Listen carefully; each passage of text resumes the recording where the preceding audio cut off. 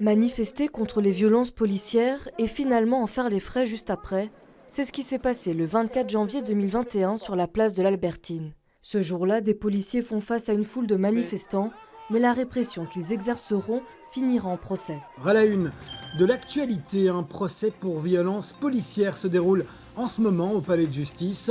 11 jeunes face à l'État belge, Philippe Claus et la zone de police. Un procès qui deviendra très vite un sujet de débat sur les droits fondamentaux. On avait vraiment vu que la police avait utilisé la force de manière complètement indiscriminée, disproportionnée, et donc ça posait vraiment problème. 4 ans plus tard, le verdict tombe. L'État belge, la zone de police Bruxelles-Capitale XL et le bourgmestre Philippe Claus viennent d'être condamnés par le tribunal de première instance.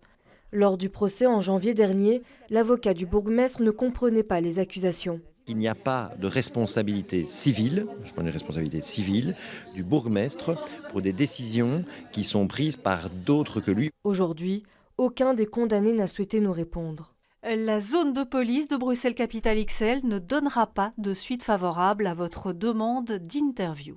On ne fera pas de commentaires pour le moment. Nous étudions la décision. Les 11 plaignants soutenus par la Ligue des droits humains ont obtenu gain de cause. La justice a tranché, certaines méthodes policières sont illégales. Le fait d'avoir procédé à des arrestations administratives de gens qui ne posaient aucun problème pour l'ordre public, en soi c'est illégal, c'est une faute. Le fait d'avoir passé des menottes ne se justifiait pas non plus. Un autre fait a pesé dans la balance, la technique de la nasse. La nasse, c'est vraiment l'image d'un filet où on essaye d'attraper le plus de poissons possible. Et pour vous donner un exemple à quel point c'est absurde, en fait, il y a eu plus de personnes arrêtées que de personnes qui manifestaient. Les autorités compétentes sont condamnées à verser 900 € à chaque plaignant au titre de dommages et intérêts, ainsi que la somme de 5 000 € à l'un d'eux, mineur au moment des faits. L'affaire pénale est quant à elle toujours à l'instruction.